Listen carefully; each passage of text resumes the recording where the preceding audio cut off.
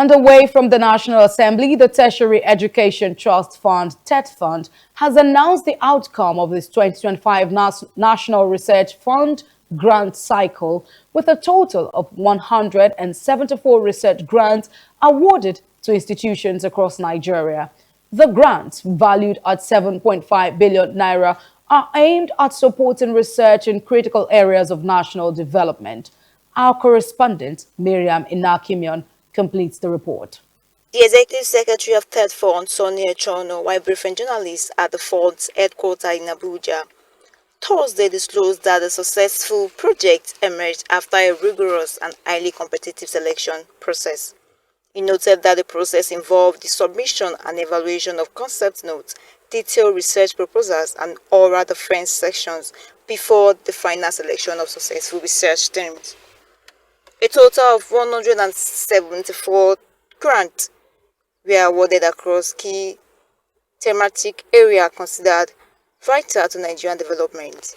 The executive secretary revealed that the grant worth a combined 7.5 billion naira ranged from approximately 13.7 million naira to nearly 50 million naira per research team.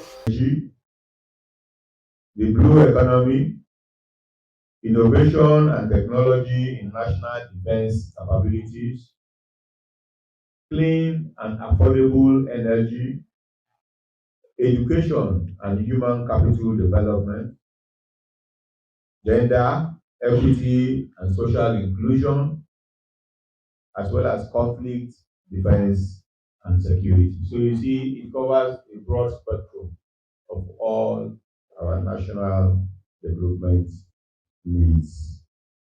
The fund highlighted that the participation of newly established federal universities include the Federal University of Applied Science, Kashia, the Federal University of Environment and Technology, Koroma, Sikpewa, Ogoni, and the Federal University of Technology and Environmental Science, Eyi Ekiti.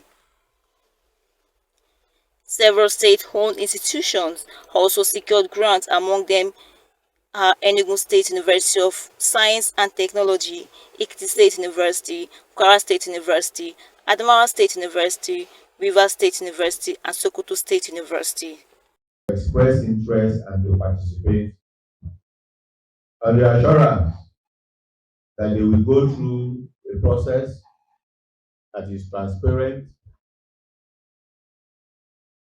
very competitive, but also a learning process even for new researchers, because there is inbuilt in it a feedback system. The fund says the initiative remains a key strategy for promoting research, innovation, and national development through Nigeria's tertiary institutions. From Abuja, Marian Inahimion, MITV Plus News. The Federal High Court sitting in Abuja has sentenced each of the 5 suspects arrested on May 31, 2026 by the Department of State Services, DSS, for their involvement in the November 21, 2025 attack on St. Mary's Catholic School, Niger State, to 25 years imprisonment. Justice Binta Inyako handed the sentence on Thursday, shortly after the 5 men, including 2 Nigerians, pleaded guilty to all 4 terrorism-related charges pressed against them. The charges bordered on support for the commission of an act of terrorism, breaching both Section 16 of the Terrorism Prevention and Prohibition Act 2022, as well as Firearm Act. In count 1, they were accused of jointly conspiring to render assistance to a terrorist by agreeing and intentionally playing various roles towards conveying 15 AK-103 rifles, as well as about 1,434 rounds of 7.62 mm live ammunition from Diffa region, Republic of Niger, to one Malam Ahmed, a member of the Boko Haram terrorist group based in Brogo, Niger State, and thereby committed an offense contrary to Section 26(1) of the Terrorism Prevention and Prohibition Act 2022. Meanwhile, the Director General of the National Boundary Commission, NBC, Surveyor Adamu Adaji, has reaffirmed the Commission's commitment to strengthening Nigeria's border governance as he received members of the committee reviewing the country's border management system at the Commission's headquarters in Abuja.